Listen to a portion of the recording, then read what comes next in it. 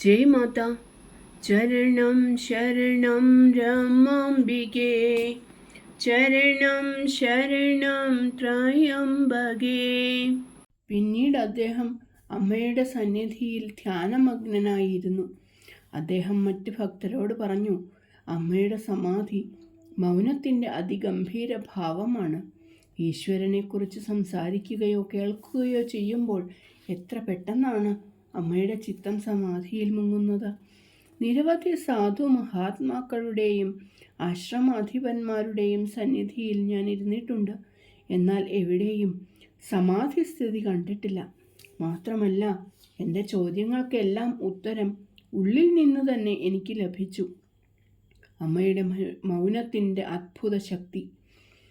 പണ്ഡിത വരേണ്യനും ഭക്തനും ഹരിപ്പാട്ടെ ഒരു പൗരമുഖ്യനുമായ ശേഷാദ്രി അയ്യരുടെ അമ്മയെക്കുറിച്ചുള്ള വാക്കുകൾ സ്ഥലത്തെ അഭ്യസ്ത വിദ്യരിൽ ഒരു ഉണർവ് സൃഷ്ടിച്ചു.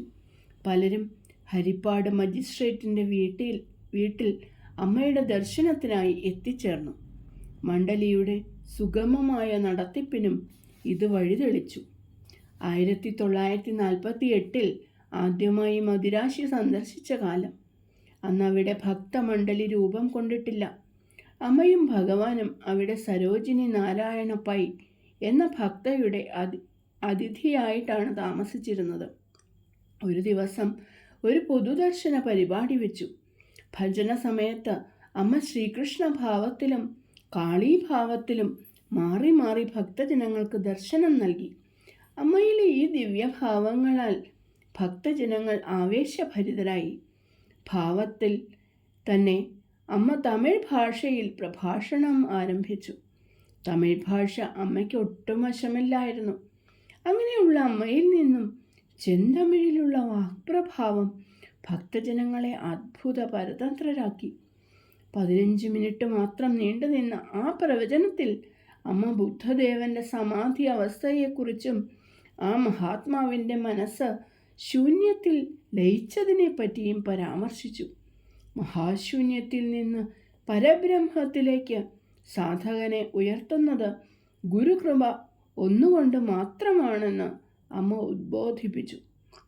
അമ്മയിലെ ഈശ്വരത്വത്തിൻ്റെ സൗലഭ്യത അമ്മയുടെ ഇരിപ്പിടത്തിലും പ്രതിഫലിച്ചിരുന്നു. അമ്മ ശിഷ്യരായ സ്ത്രീജന മധ്യത്തിൽ അവരോടൊപ്പം തറയിലിരിക്കും. മദിരാശിയിൽ ഇങ്ങനെ ഒരു ദിവസം സ്ത്രീകളുടെ കൂടെ തറയിലിരുന്ന് ഭജന പാടുവാൻ ആരംഭിച്ചപ്പോൾ TNK നായർ ഭക്തിപൂർവം ഇടപെട്ടു. അദ്ദേഹം അമ്മയോട് പ്രാർത്ഥിച്ചു, അമ്മ ഞങ്ങളുടെ ഗുരുവാണ്, ലോക ഗുരുവാണ്. അങ്ങനെയുള്ള അമ്മ മറ്റു സ്ത്രീകളോടൊപ്പം ഇരിക്കുന്നത് കാണുവാൻ എനിക്ക് വയ്യ. അമ്മ പറഞ്ഞു, അമ്മയും കുട്ടികളുമല്ലേ, എവിടെ ഉച്ച നീചത്വങ്ങൾക്ക് പ്രസക്തി? എന്നാൽ നായർ സമ്മതിച്ചില്ല. അമ്മയെയും കുട്ടികളെയും പുത്രവാത്സല്യമാണ് ഒന്നിച്ചിരുത്തുന്നത്. അതിൽ അപാകതയില്ല. എന്നാൽ അമ്മ ഗുരുവാണല്ലോ. ഗുരുവും ശിഷ്യനും ഒരേ ലെവലിൽ ഇരിക്കുന്നത് ശരിയല്ല.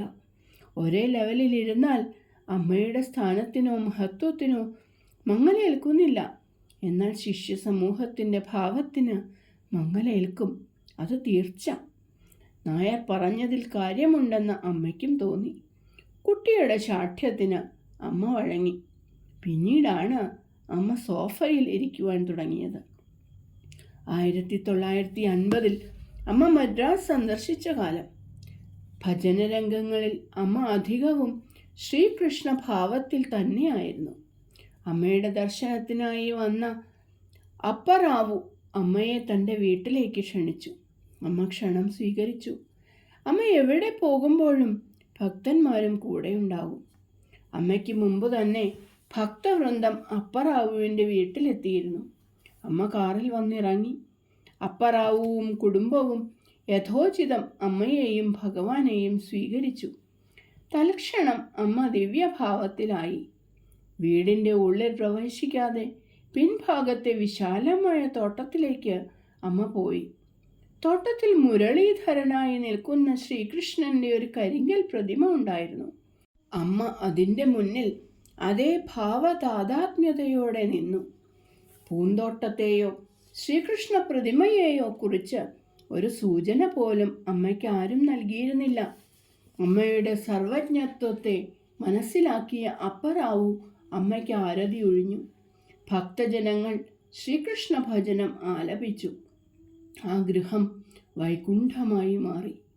ഒരിക്കൽ അമ്മ മദ്രാസ് സന്ദർശിച്ച കാലം. അമ്മ ജഡ്ജായിട്ടുള്ള സർ എം വെങ്കട സുബ്ബറാവുവിൻ്റെ ഗൃഹമായ വ്രജയിലായിരുന്നു താമസിച്ചിരുന്നത്. ഒരു മാസക്കാലത്തെ പരിപാടിയിൽ ഒരു ദിവസം രാത്രി 11 മണിയായി കാണും. അമ്മ മട്ടുപ്പാവിലെ തൻ്റെ ശയനമുറിയിൽ നിന്നും അല്പം കാറ്റുകൊള്ളുവാനായി പുറത്തേക്ക് വന്നു. അപ്പോൾ അകത്തു നിന്നും അടയ്ക്കാതെ ഒരു മുറിയുടെ വാതിൽ തുറന്നിട്ടിരിക്കുന്നത് കണ്ട് അമ്മയ്ക്ക് അത്ഭുതമായി. അമ്മ ശ്രദ്ധിച്ചപ്പോൾ ഒരു വൃക്ഷത്തിൻ്റെ കൊമ്പ് മട്ടുപ്പാവിലേക്ക് ചെരിഞ്ഞു നിൽക്കുന്നുണ്ടായിരുന്നു. കള്ളന്മാർക്ക് യാതൊരു പ്രയാസവുമില്ലാതെ മുകളിലെ മുറിയിലേക്ക് കയറാം. ജഡ്ജിൻ്റെ വീടായതിനാൽ കള്ളന്മാർ വരില്ലായിരിക്കാം. എന്നാലും വാതിലടയ്ക്കാതെ ഇരുന്നത് ശരിയല്ലെന്ന് അമ്മയ്ക്ക് തോന്നി. അതിനകത്ത് നിന്ന് കുറ്റിയിടുന്ന സംവിധാനമില്ലായിരുന്നു. തുറന്നിട്ട വാതിലും കണ്ടുകൊണ്ട് തൻ്റെ മുറിയിലേക്ക് പോകുവാൻ അമ്മയ്ക്ക് മനസ്സ് വന്നില്ല. അമ്മ അവിടെ തന്നെ നിന്നു. ഏതാണ്ട് അർദ്ധരാത്രിയായി കാണും. ജഡ്ജിൻ്റെ ഭാര്യ ആണ്ടാളമ്മ എന്തിനു പുറത്തേക്ക് വന്നു. അമ്മയെ മട്ടുപ്പാവിൽ കണ്ടപ്പോൾ അവർ ഉടനെ പോയി ഭർത്താവിനെ വിളിച്ചു കൊണ്ടുവന്നു. ജഡ്ജ് അമ്മയോട് ചോദിച്ചു, അമ്മേ, എന്താണ് ഉറങ്ങാത്തത്? ഇവിടെ വല്ല അസൗകര്യവുമുണ്ടോ? ഇത് നോക്കൂ, നിങ്ങൾ വാതിൽ അടയ്ക്കാതെയല്ലേ ഉറങ്ങാൻ പോയത്? അതുകൊണ്ട് അമ്മ കാവൽ നിന്നു. അമ്മ പറഞ്ഞു. ജഡ്ജിന് മനോവിഷമം തോന്നി. അദ്ദേഹം കൈകൂപ്പിക്കൊണ്ട് പറഞ്ഞു, സർവേശ്വരിയായ അമ്മയല്ലേ ഇവിടെ വസിക്കുന്നത്? അപ്പോൾ ഒന്നിനെക്കുറിച്ചും ഭയത്തിനിടയില്ല. ഉടനെ ചിരിച്ചുകൊണ്ട് അമ്മ പറഞ്ഞു, ജഡ്ജ്, ഞാൻ ദൈവത്തിൻ്റെ ദാസനാവുക എന്നല്ലാതെ ദൈവത്തെ ഒരിക്കലും ദാസനാക്കുകയില്ല. ബുദ്ധിമാനായ ജഡ്ജിന് അതിൻ്റെ അന്തരാർത്ഥം മനസ്സിലായി. അദ്ദേഹം പശ്ചാത്താപത്തോടെ പറഞ്ഞു, ക്ഷമിക്കണം അമ്മേ, ഇതിനി ആവർത്തിക്കുകയില്ല. ഗദ്ഗതത്തോടെ ഇത്രയും പറഞ്ഞ ജഡ്ജ് അമ്മയെ നമസ്കരിച്ചു. അമ്മ അദ്ദേഹത്തെ സാന്ത്വനപ്പെടുത്തി. 1952 അമ്മ തിരുപ്പതി സന്ദർശിച്ചു. Judge sir M Venkata Subbarao ആണ് അമ്മയ്ക്കും ഭക്തന്മാർക്കുമുള്ള യാത്ര ഏർപ്പാട് ചെയ്തത്. ഒരിക്കൽ മദ്രാശിയിൽ നിന്നും മംഗലാപുരത്തേക്ക് തിരിച്ചു പോകും വഴി അമ്മയ്ക്ക് പെട്ടെന്ന് തോന്നി, ഒന്ന് തൃശ്ശൂർ വരെ പോയി തങ്കത്തിൻ്റെ അമ്മയ്ക്ക് ദർശനം നൽകണമെന്ന്. മുന്നറിയിപ്പ് നൽകിയിരുന്നില്ല, പെട്ടെന്ന് പോയതാണ്. മംഗലാപുരത്തുള്ള ഭഗവാന് നല്ല സുഖമില്ലാത്തതിനാൽ അന്ന് തന്നെ മംഗലാപുരത്തേക്ക് യാത്ര തിരിക്കണം. തങ്കത്തിൻ്റെ അമ്മയ്ക്ക് ദർശനം നൽകിയ അമ്മ അപ്പോൾ തന്നെ അവിടെ നിന്ന് യാത്ര തിരിക്കുവാൻ തീർച്ചയാക്കി. TNK നായരും ഭാര്യ തങ്കവും അവരുടെ അമ്മയും അടുത്ത ദിവസം പോയാൽ പോരെ എന്ന് പറഞ്ഞു നോക്കി. എന്നാൽ അമ്മ സമ്മതിച്ചില്ല. എങ്കിലും നായർ വീണ്ടും പറഞ്ഞു നോക്കി. രാത്രി തൃശ്ശൂരിലെത്തുന്ന ഒരു വണ്ടിയുണ്ട്, അതിന് പോയാൽ പിറ്റേന്ന് കാലത്ത് മംഗലാപുരത്തെത്തും. പകൽ സമയത്ത് ചൂട് സഹിച്ച് യാത്ര ചെയ്യണ്ടല്ലോ. നായർ പലതവണ പറഞ്ഞു നോക്കിയിട്ടും അമ്മ പകൽ വണ്ടിക്ക് തന്നെ പോകുവാൻ തീർച്ചയാക്കി. വീണ്ടും നായർ നിർബന്ധിച്ചപ്പോൾ കാര്യം തുറന്നു പറയുവാൻ തീർച്ചയാക്കി. അമ്മ പറഞ്ഞു, നായരെ, എനിക്ക് നിങ്ങളുടെ ഭക്തിയും ഭാവവും ശരിയായി അറിയാം. എന്നാൽ പകൽ യാത്രയ്ക്ക് അമ്മ നിർബന്ധിക്കുന്നതിന് ഒരു കാര്യമുണ്ട്. നിങ്ങൾ അമ്മയുടെ കുട്ടിയാണ്, ഭക്തനാണ്, ദേവി ഉപാസകനാണ്. അമ്മ നിങ്ങൾക്ക് അമ്മയാണ്, ഗുരുവാണ്, ഉപാസ്യ ദേവതയാണ്. എന്നാൽ സമൂഹം ഇങ്ങനെയല്ല ധരിക്കുക. അവർ തെറ്റിദ്ധരിച്ചേക്കും. അമ്മ ഒരു മഹാപതിവ്രതയല്ലേ. അമ്മയിലില്ലാത്ത ദോഷത്തെ ആരോപിച്ചാൽ അതൊരു വലിയ പാപമാണ്. അതിന് നാം ഇടകൊടുക്കരുത്. നായർ ഗദ്ഗതത്തോടെ അമ്മയുടെ പാദപത്മങ്ങളിൽ വീണ് നമസ്കരിച്ചു. ധർമ്മവിഷയത്തിൽ എത്ര സൂക്ഷ്മ വിചാരം അമ്മ പുലർത്തിയിരുന്നു എന്ന് നമുക്ക് കാണുവാൻ കഴിയും. ആദ്യകാലത്ത് അമ്മ പുരുഷന്മാർക്ക് ദീക്ഷ നൽകുമ്പോൾ അവരുടെ ഭാര്യമാരെയും അടുത്തിരുത്തി അമ്മ ദീക്ഷ കൊടുത്തിരുന്നു. അത്രയും മുൻകരുതൽ അമ്മ എടുത്തിരുന്നു. അമ്മയുടെ ജീവിതത്തിൽ ഒരു നേരിയ കളങ്കം പോലും ചൂണ്ടിക്കാണിക്കുവാൻ ആർക്കും സാധ്യമല്ല. പോറലേൽക്കാത്ത തേജോ വിഗ്രഹമാണ് അമ്മ. ഒരിക്കൽ മദിരാശിയിൽ അമ്മയുമായിട്ടുള്ള ഒരു കൂടിക്കാഴ്ച ആവശ്യപ്പെട്ട് ഒരാൾ വന്നു. ഒരു ജഡ്ജാണ്, ആത്മീയതയിൽ വളരെ നല്ല അറിവുള്ള ആൾ.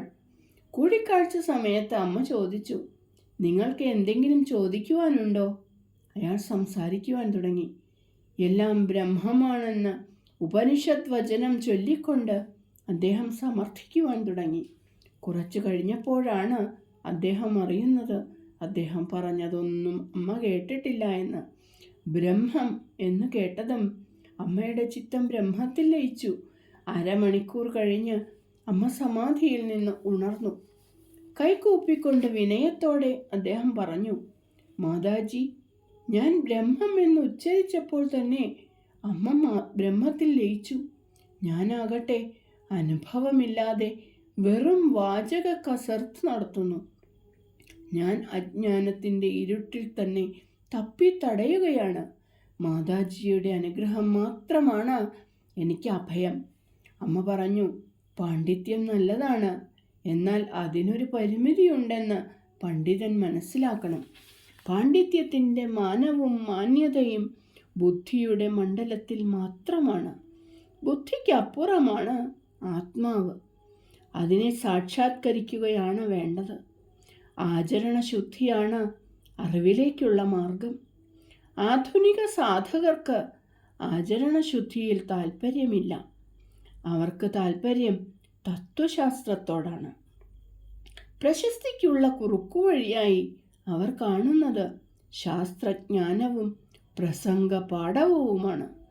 നിർവികൽപ്പ സമാധി കഴിഞ്ഞിട്ടും ബ്രഹ്മജ്ഞാനം പ്രാപ്തമായിട്ടും അമ്മ ഗുരുസ്ഥാനം മനസ്സാ സ്വീകരിച്ചില്ല. ഈശ്വരൻ മാത്രം ഗുരു. ഞാൻ ഈശ്വരൻ്റെ ദാസി. ഇതാണ് എൻ്റെ നിലപാട്. എൻ്റെ കുട്ടികളോട് ഞാൻ പറയും, കുട്ടികളെ, നിങ്ങൾ ഭജിക്കുന്ന പരാശക്തിയും ഈ കാണുന്ന അമ്മയും ഒന്നാണ് എന്ന്. വ്യത്യസ്ത സങ്കല്പം നിങ്ങൾക്ക് വേണ്ട. ബുദ്ധിയാലുള്ള അറിവ് യഥാർത്ഥ അറിവല്ല. ജ്ഞാനത്താൽ അറിയണം, അതാണ് അറിവ്. അനുഭൂതിയുടെ വാക്കുകൾ ഹൃദയത്തിൽ നിന്ന് ഉദ്ഭവിക്കുന്നു. അത് അജ്ഞാനത്തെ നശിപ്പിക്കുന്നു. അനുഭൂതിയില്ലാത്ത പണ്ഡിതൻ്റെ വാക്കുകൾ ശബ്ദം മാത്രം. അത് ആത്മാവിനെ അഥവാ ഹൃദയത്തെ സ്പർശിക്കുന്നില്ല. സത്തയും സത്യവും ഒന്നുതന്നെ. അതിൻ്റെ പ്രത്യക്ഷാനുഭൂതിക്കാണ് ജ്ഞാനം എന്ന് പറയുന്നത്. പരമജ്ഞാനം ത്രിപുടി സ്പർശമില്ലാത്ത ചിത് സ്വരൂപമാണ്, ശുദ്ധ ബോധസ്വരൂപം. ഈ ബോധസ്വരൂപത്തെ സ്വാനുഭൂത്യ അറിയണം. അപ്പോൾ ദ്വൈതവും നാനാത്വവും ഗുണദ്വയവും വികാരപ്രപഞ്ചവും അസ്തമിക്കും. ബ്രഹ്മം തന്നെയാണ് പ്രപഞ്ചമായി പ്രതിഭാസിക്കുന്നത്. ഈ സത്യം ഗുരുമുഖത്തിൽ നിന്ന് കേൾക്കണം. സാധകൻ ശുദ്ധബോധ തലത്തിലേക്ക് ഉയരണം. ഒരിക്കൽ മദ്രാസിൽ ഒരു പണ്ഡിതൻ അമ്മയെ ദർശിക്കുവാൻ വന്നു.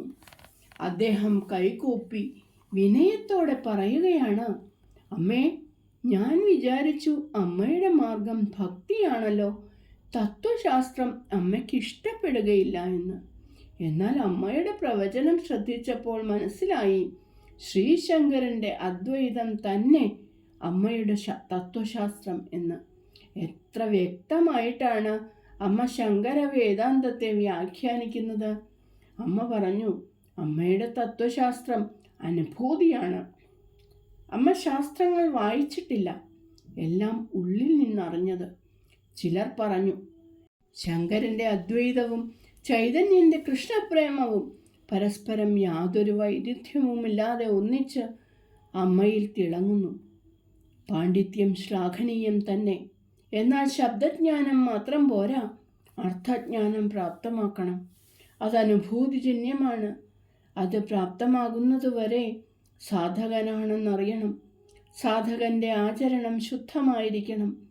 പാണ്ഡിത്യത്തോടൊപ്പം വിനയവും വേണം.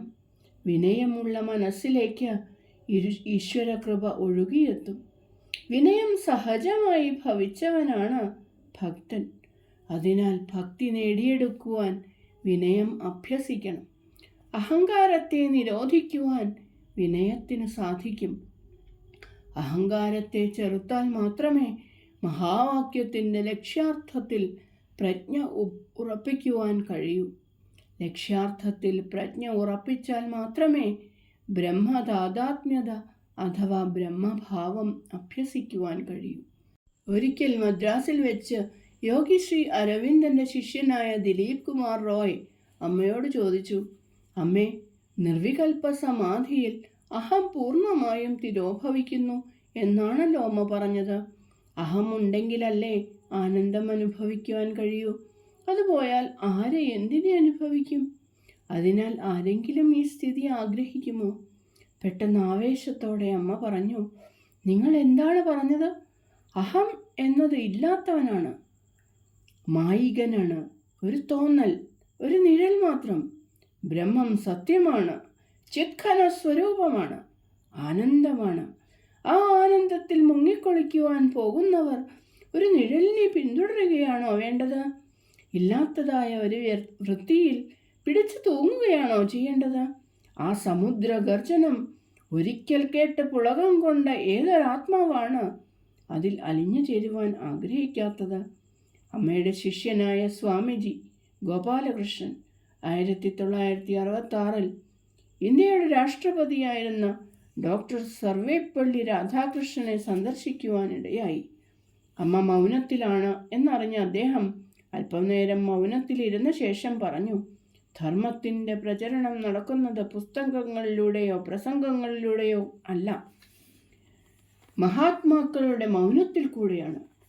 അദ്ദേഹം ആദ്യമായി അമ്മയെ ദർശിച്ചപ്പോഴുള്ള അനുഭവം വിവരിച്ചു. വർഷങ്ങൾക്ക് മുമ്പ് മദുരാശിയിലെ ആക്ടിംഗ് ചീഫ് ജസ്റ്റിസ് ആയിരുന്ന സർ എം വെങ്കട സുബ്ബറാവുവിൻ്റെ ക്ഷണം സ്വീകരിച്ച് അദ്ദേഹത്തിൻ്റെ വസതിയോടനുബന്ധിച്ചുള്ള പ്രാർത്ഥനാ ഹാളിൽ സദ്ഗുരു രമാദേവിയുടെ സത്സംഗ പരിപാടിയിൽ ഞാൻ പങ്കുകൊള്ളുകയുണ്ടായി. ഹാളിലേക്ക് പോകുമ്പോൾ ഞാൻ എനിക്ക് ഇഷ്ടമായ ഒരു ഉപനിഷത്ത് മന്ത്രം മനസ്സാ ഉരുവിട്ടുകൊണ്ടിരുന്നു. അവിടെ മാതാജി സമാധിസ്ഥയായി ഇരിക്കുന്നു. ഭക്തജനങ്ങൾ ഭജനം ആലപിക്കുന്നു. കുറച്ചു കഴിഞ്ഞപ്പോൾ സമാധിയിൽ നിന്നുണർന്ന മാതാജി പ്രവചനം ആരംഭിച്ചു. എനിക്ക് അത്ഭുതമായി. ഞാൻ ഉരുവിട്ടുകൊണ്ടിരുന്ന മന്ത്രത്തിൻ്റെ വ്യാഖ്യാനമാണ് അവർ സംസാരിച്ച വിഷയം. അതൊരു യാദൃച്ഛികമായിരുന്നില്ല. എൻ്റെ മനസ്സിനെ അറിഞ്ഞ ഒരു ശക്തിയുടെ ഉദ്ബോധനം പോലെ തോന്നി എനിക്ക് ആ പ്രവചനം. തമിഴ്നാട്ടിലെ തിരുവണ്ണാമലയിലെ രമണാശ്രമത്തിലേക്ക് അമ്മയെ ക്ഷണിച്ചു. മദ്രാസിലെ ക്യാമ്പിന് ശേഷം അമ്മയും ഭക്തജനങ്ങളും തിരുവണ്ണാമലയിലേക്ക് പോയി. ഭക്ഷണത്തിനും താമസത്തിനുമുള്ള സൗകര്യങ്ങൾ ആശ്രമം വക ഏർപ്പാട് ചെയ്തിരുന്നു. മാ തലയർ ഖാൻ എന്ന ഒരു അമ്മയായിരുന്നു ആശ്രമത്തിൻ്റെ പ്രതിനിധിയായി വന്ന് അമ്മയെ ക്ഷണിച്ചതും യാത്രയിൽ അനുഗമിച്ചതും. ഒരു വലിയ കുന്നിൻ്റെ അടിവാരത്തിൽ സ്ഥിതി ചെയ്തിരുന്ന പ്രശാന്ത സുന്ദരമായ ഒരു ആശ്രമമാണ് രമണാശ്രമം. തിരക്കു പിടിച്ച പരിപാടിയായിരുന്നു ആശ്രമം അധികൃതർ അമ്മയ്ക്കായി ഒരുക്കിയിരുന്നത്. അമ്മയുടെ സന്ദർശനത്താൽ ആശ്രമം മുഴുവൻ ആനന്ദത്താലും അഭൗമ ശാന്തിയാലും മുങ്ങിക്കുളിച്ചു. അവിടുത്തെ ഗിരിപ്രദക്ഷിണത്തിനുള്ള ഒരുക്കങ്ങൾ തയ്യാറാക്കി. സമയം വൈകുന്നേരം 4 മണി. അമ്മ താമസ സ്ഥലത്ത് നിന്ന് വരുന്നതും നോക്കി എല്ലാവരും തയ്യാറായി നിൽക്കുന്നു. അമ്മ പുറത്തേക്ക് വന്ന് പറഞ്ഞു, എല്ലാവരും അമ്മയെ ഗിരിപ്രദക്ഷിണത്തിന് കൊണ്ടുപോവുകയാണ്. എന്നാൽ പറയട്ടെ, പുറത്തൊന്നും കാണുവാനില്ല, എല്ലാം അകത്താണ് നോക്കേണ്ടത്. അമ്മയെയും കൊണ്ട് കാർ പുറപ്പെട്ടു. അമ്മയുടെ കൂടെ മാ തലയർ ഖാൻ മാത്രം. അമ്മ അവരോട് സംസാരിച്ചു കൊണ്ടിരുന്നു. ഒരു സ്ഥലത്തെത്തിയപ്പോൾ അമ്മ പെട്ടെന്ന് ഹാ എന്ന് പറഞ്ഞുകൊണ്ട് സമാധിസ്ഥയായി. മാതാജി ഉടനെ കാർ നിർത്തുവാൻ ആവശ്യപ്പെട്ടു. പരിസരം മുഴുവൻ തിരഞ്ഞപ്പോൾ ഒരു ദേവീ വിഗ്രഹം കിട്ടി. അമ്മയുടെ സമാധിക്ക് കാരണം ഇതുതന്നെയായിരിക്കണം. എവിടെ ചൈതന്യശക്തി വിശേഷേണ പ്രകടമാകുന്നുവോ അവിടെ അമ്മയുടെ ചിത്തം സമാധിയിൽ വിലയം കൊള്ളും. ഗിരിപ്രദക്ഷിണം കഴിഞ്ഞ ശേഷമാണ് അമ്മ സമാധിയിൽ നിന്ന് ഉണർന്നത്. അമ്മ മാതാജിയോട് ചോദിച്ചു, നിങ്ങളുടെ ഇഷ്ടദേവത ദേവിയാണല്ലേ? എനിക്ക് നിങ്ങളുടെ പൂജാമുറി കാണണം. പൂജാമുറി കണ്ടതിന് ശേഷം അമ്മ ചോദിച്ചു, നിങ്ങൾ ബാഹ്യത്തിൽ സന്തോഷവതിയാണെങ്കിലും നിങ്ങളുടെ ഹൃദയാന്തരാളത്തിൽ ഒരു ദുഃഖം അമ്മ കാണുന്നു. എന്താണിതിന് കാരണം? അമ്മയിൽ നിന്നു വന്ന അപ്രതീക്ഷിതമായ ചോദ്യം കേട്ട് മാതാജി ഒന്നമ്പരന്നു. അവർ എല്ലാം അമ്മയോട് തുറന്നു പറഞ്ഞു. എല്ലാം കേട്ട ശേഷം അമ്മ പറഞ്ഞു, കഴിഞ്ഞ കാര്യം എല്ലാം മറക്കുക. സ്വസ്വരൂപവും ജീവിത ലക്ഷ്യവും മറക്കാതിരിക്കുക. എല്ലാം ഇവിടെ സമർപ്പിക്കുക. നിങ്ങളെൻ്റെ കുട്ടിയാണ്. എല്ലാ ഭാരവും ഇവിടെ ഇറക്കി വയ്ക്കുക. മാതാജി അമ്മയെ നമസ്കരിച്ചു. അമ്മ അവരുടെ പുറം തലോടി. ആ സ്പർശത്തിൽ എല്ലാ കഥനഭാരവും നീങ്ങി എന്ന് മാതാജി അറിഞ്ഞു. വൈകുന്നേരം ആശ്രമത്തിൽ വെച്ച് ഗംഭീരമായ ഒരു ഭജന നടന്നു. പെട്ടെന്ന് ഭജനയുടെ ആരവത്തിൻ്റെ ഉപരിയായി അമ്മയുടെ വാണി മുഴങ്ങി. ഹൃദയദേശത്തിൽ വലതുകരം വെച്ചുകൊണ്ട് ദേവി പറഞ്ഞു, രമണൻ എൻ്റെ കുട്ടിയാണ്. അദ്ദേഹം ഇവിടെ ലയിച്ചു. എൻ്റെ കുട്ടിയെ സ്തുതിക്കുന്നത് എന്നെ സ്തുതിക്കുന്നതിന് തുല്യമാണ്. ഇത് കേട്ട എല്ലാവരും ആനന്ദത്താൽ ദേവിയെ സ്തുതിക്കുവാൻ തുടങ്ങി. ആശ്രമത്തിലെ അന്തേവാസികളും രമണഭക്തരും ആ ഭക്തിപ്രവാഹത്തിൽ നീന്തിത്തുടിച്ചു. എന്നാൽ ചിലരിൽ സംശയം ഉയർന്നിരിക്കാം. അതുകൊണ്ടായിരിക്കണം സഭ വിട്ട് പുറത്തേക്ക് വരുമ്പോൾ ഇരുഭാഗങ്ങളിലുമായി നിന്നിരുന്ന ജനങ്ങളിൽ ചിലരെ നോക്കിക്കൊണ്ട് അമ്മ പറഞ്ഞു, ഗീത 9-ാം അധ്യായം തുറന്നു നോക്കുക. സംശയത്തിൻ്റെ പരിഹാരം അവിടെ കാണാം. രമണാശ്രമം പരിപാടിയിൽ ഉൾപ്പെടുത്തിയ മറ്റൊരു പരിപാടിയായിരുന്നു അരുണാചലേശ്വര ക്ഷേത്ര ദർശനം. ശിവക്ഷേത്രമാണത്. ഒപ്പം ഉപദേവതമാരുമുണ്ട്. ആശ്രമത്തിലെ ഒരു ഗൈഡ് ഓരോ സ്ഥലത്തും അമ്മയ്ക്ക് വിശദീകരണം നൽകുന്നു. പല സ്ഥലങ്ങളിലും അമ്മ സമാധിസ്ഥയാകും. അതിനാൽ ക്ഷേത്ര ദർശനം മണിക്കൂറുകളുടെ പരിപാടിയായി മാറി. ഒരു സ്ഥലത്ത് ഒരു ഭക്തൻ്റെ ശിലാപ്രതിമ കണ്ടു.